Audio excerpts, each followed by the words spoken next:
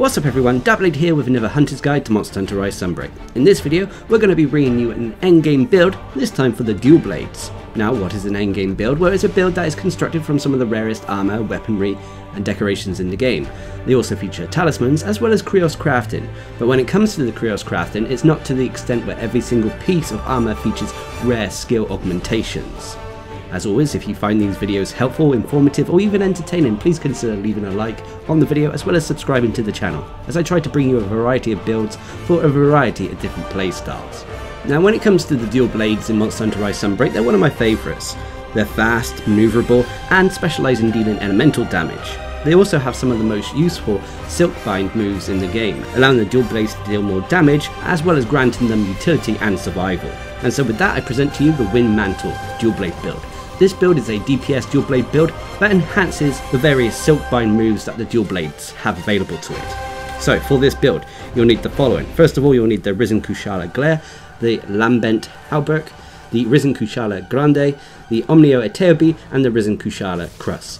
For your Petalace, go with either the Demon Petalace or Absolute Petalace. Demon Petalace if you want extra damage, Absolute Petalace if you want something a little bit more balanced with extra health. As for the talisman, get a talisman with as much attack boost on it as possible. I'm using a talisman that has attack boost level 3 on it, with a point in the Spirit Bird core skill, as well as a tier 3 decoration slot and a tier 1 decoration slot. Now when it comes to the weapons for this build, this is an interchangeable elemental dual blade build, so it can get away with using pretty much any elemental weapon so long as it has a decent elemental rating, a decent chunk of white sharpness, and at least a tier 2 decoration slot on it.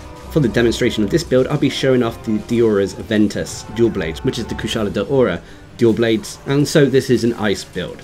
If you wanted to use a fire build, I'd recommend the Magma Shredders, which is the Magma Almudron dual blades. For water, I'd recommend the Mud Shredders, which is the Almudron dual blades. For thunder, I'd recommend the Oppressor's Miracle, which is the Zenoga dual blades. And then finally for dragon, I'd recommend the Crimson Twin Wings, which is the Valstrax dual blades. All of these have decent sharpness, decent elemental rating, and that tier 2 decoration slot. So when it comes to the Krios crafting on your weapons, you want to go for first a Rampage slot upgrade if the weapons you are using don't have a tier 3 Rampage decoration slot on them. Afterwards, simply go for the elemental attack increase.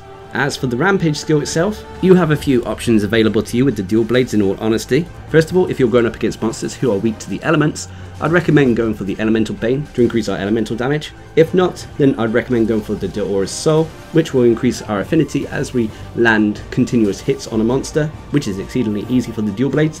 And failing that, if you want to risk it, you can also go for the Raging dual, which gives us the Hellion mode, which gives us a huge chunk of base affinity when we're in demon mode or feral demon mode, but also doubles our sharpness degradation. Personally, the safest option is the Diora's Soul out of these. And speaking of decorations, you've got a few to play around with. So first of all, I've gone for attack jewels to max out attack boost. I've then gone for frost jewels to max out ice attack. Remember, if you're using a different weapon with a different element, you'll replace these frost jewels to match whatever new element you were using. I've then gone for tenderizer jewels to max out weakness exploit, cornerstone jewels to max out defiance, sprinter jewels to max out marathon runner. These could be considered optional in all honesty. Critical jewels to max out crit boost, and then jumping jewels for a few points in evade extender. So if you've done what I've done here, you'll have a build with a raw attack of 381 with an ice rating of 86. Remember, if you're using a different weapon with a different element, you'd replace this ice attack with whatever new element you're using.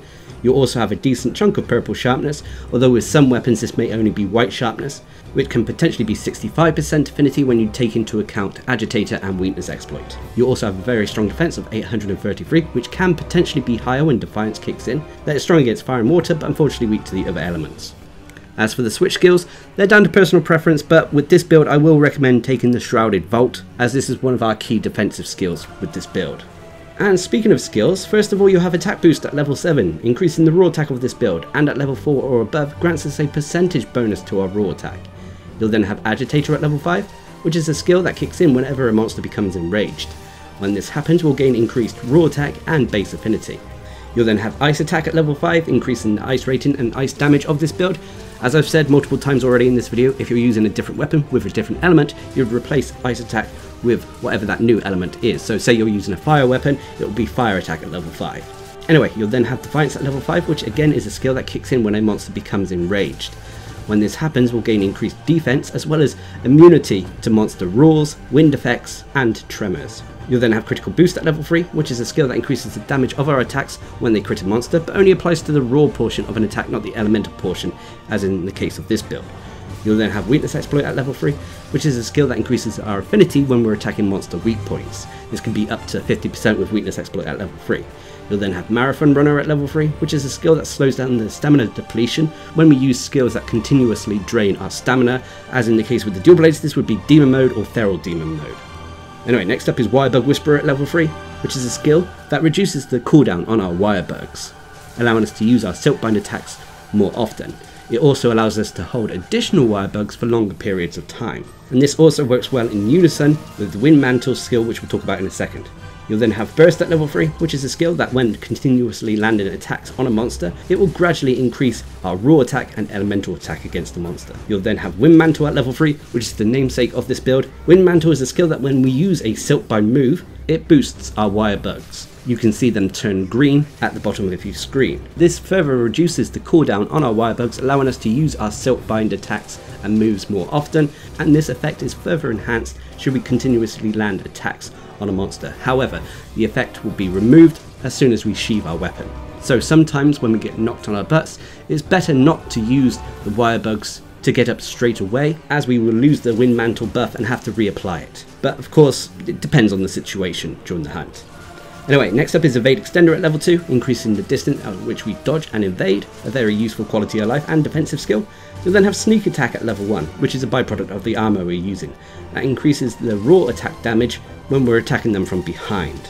You'll then have Adrenaline Rush at level 1, which when we perform a perfectly timed evade, which is quite easy for the Dual Blades in all honesty, will gain a temporary buff to our raw attack. You'll then have Emboldened at level 1, which is a skill that allows our hunter to enrage a monster more easily, and in doing so will gain increased defense, and in the case of the Dual Blades, some increased invincibility frames when it comes to dodging. But Emboldening is also useful when we take into consideration Agitator and Defiance, which both work off of a monster becoming enraged. And then finally you'll have Spirit Bird Call at level 1, which is a skill that allows random Spirit Birds to come to our hunter at fixed intervals, reducing the need for our hunter to go out of their way to collect the Spirit Birds themselves.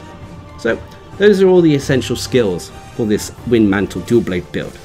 But this is an endgame build, so it does feature Krios crafting. However, when it comes to the Krios crafting, as I've said many times, I try to get slot upgrades or additional decoration slots, as this allows for more customization.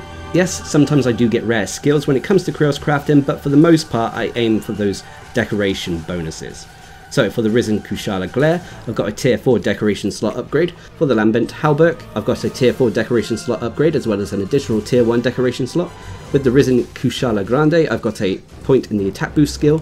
For the Omnio Eteobi, I've got a point in the Defiance skill. And then for the Risen Kushala Crust, I've got another point in the attack boost skill. But every build out there comes with various pros and cons. No build is absolutely perfect. Even endgame builds, while they may be strong, they may be difficult to craft. Thus, a con. When it comes to this Wind Mantle build, its biggest pro is the Wind Mantle skill itself. The Dual Blades definitely benefit from this skill, as the weapon, when it comes to its Silkbind moves, not only allows the weapon to deal more damage, but it also has quality of life aspects in the Iron Shine Silk, allowing us to manage our sharpness gauge more easily. And then of course you have one of the best defensive skills in the game, Shrouded Vault, that allows us to pretty much dodge into monsters with a ton of invincibility frames whilst damaging them at the same time. The other pro for this build is that it's a strong DPS build in itself. Having high raw attack combined with high elemental attack, we're able to take on monsters quite easily and quickly, so long as we're taking into account their elemental weakness. And the final pro for this build is it's an interchangeable build, meaning that we can switch out the weapons and use weapons of other elements with pretty much the same result. But unfortunately there are cons. One of the biggest cons for this build is unfortunately it lacks a little bit in defensive skills. It's not the worst, as it does have Defiance and Evade Extender, but nonetheless, should you take a hit you may feel it with this build. And the other con is unfortunately this build does require some high tier decorations. The Hard Frost Jewel, for example, is one of the rare decorations you get for doing anomaly quests. But regardless, for me this is one of the most fun Dual Blade builds out there. It's not a high risk build, as it doesn't use any health draining skills, so it means it's quite comfy to use. And even though it's not a high risk build, it's still able to bring down monsters quickly thanks to its damage output. Like I said, as long as you're taking into account a monster's elemental weakness, you'll find that this is a very strong build to use. And for me, it's one of my personal favourites. But what are your thoughts? Please leave a comment down below, and until next time, I've been Darcblade, bringing you another endgame build, this time for the dual blades in Monster Hunter Rise Sunbreak. Hope you enjoyed the video, thanks for watching, subscribe and like for more.